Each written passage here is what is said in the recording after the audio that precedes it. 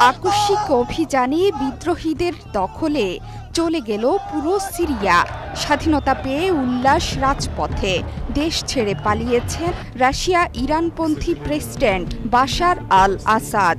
কিন্তু কেন আসাদের এই পরিণতি হলো? কেন আসাদকে বাঁচাতে শক্ত অবস্থান নিতে পারল না ইরান কিংবা রাশিয়া? তাদের নেপথ্যে কলকাঠি নেড়েছে কারা? এসব প্রশ্নের উত্তর খুঁজতে খুঁজতে মরিয়া এখন বিশ্ব। দেশটিতে চলা ১৩ বছরের দীর্ঘ গৃহযুদ্ধে আসাদের পাশে ছিল মিত্র ইরান ও রাশিয়া। সিরিয়াকে তারাই সামরিক সহায়তা দিয়ে আসছিল। লেবাননের হিজবুল্লাহও আসাদের বেশ ঘনিষ্ঠ। বেসামরিক মানুষের নির্বিচার মৃত্যু। ওয়ালটন এসিতে ইনস্টলেশন একদম ফ্রি। ২০১৪ সালের সাজানো নির্বাচন, বেসামরিক মানুষের ওপর রাসায়নিক অস্ত্রের ব্যবহার সহ বিভিন্ন কারণে তুমুল বিতর্কিত ও সমালোচিত বাশার। আসাদের পালিয়ে যাওয়ার পর বড় ধরনের ধাক্কা খেয়েছে মিত্র ইরান এবং রাশিয়া। মিত্ররা কেন আসাদকে টিকিয়ে রাখতে পারল না, সেটি এখন মধ্যপ্রাচ্যে আলোচনার মূল বিষয়বস্তু। মধ্যপ্রাচ্যের দেশ সিরিয়া সম্পদ, সম্মান অথবা ঐতিহাসিক পুরাকীর্তিতে এক সময়ের বেশ সমৃদ্ধ দেশ এখন ধ্বংসস্তূপ। সেখানে ২০১১ সাল থেকে চলছে রক্তক্ষয়ী গৃহযুদ্ধ। ভয়াবহ মানবিক বিপর্যয়ের সাথে লড়ছে দেশটি। গাজা, লেবানন আর ইউক্রেন যুদ্ধ নিয়ে যখন বিশ্বে উত্তেজনা চলছে, ঠিক তখনই সিরিয়া চলে গেল বিদ্রোহীদের দখলে। এই দেশটিতে টানা ৫ দশকের বেশি সময় ধরে শাসন করছে আসাদ পরিবার। বাশার আল আসাদের বাবা হাফিজ আল আসাদকে বলা হয়ে থাকে আধুনিক সিরিয়ার রূপকার।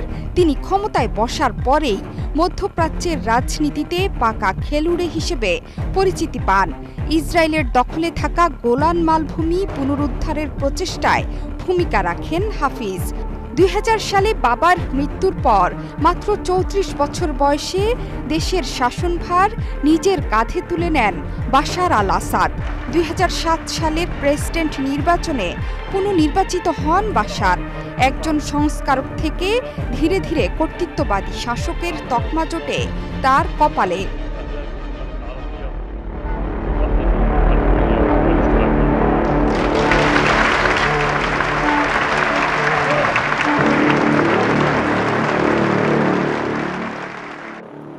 সিরীয় পররাষ্ট্রমন্ত্রী দাবি করেছেন, বিদ্রোহীদের এই হামলা ইসরায়েলি প্রকল্প, বিদ্রোহীরা ইসরায়েলের উদ্দেশ্য সিদ্ধি করছে।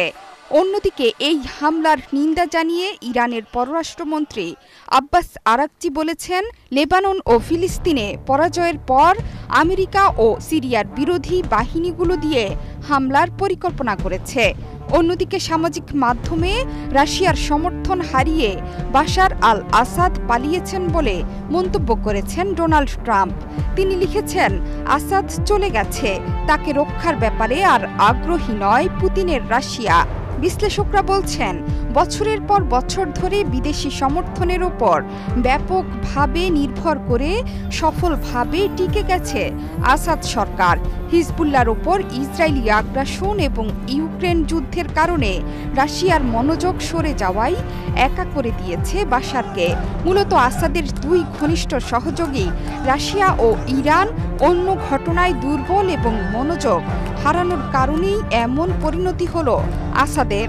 আসাদ সরকারের পতনের পর ১৯৭৪ সালের পর তথা ৫০ বছর পর এই প্রথমবারের মতো সিরিয়া সীমান্ত অতিক্রম করেছে ইসরায়েলের সামরিক বাহিনী আইডিএফের tank.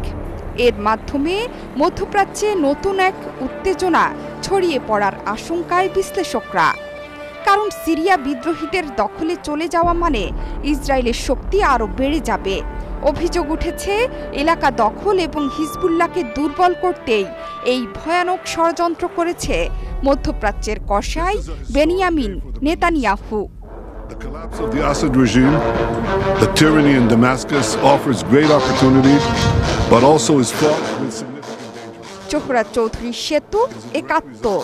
of our forceful action against Hezbollah and Iran, Assad's main supporters. It set off a chain reaction of all those who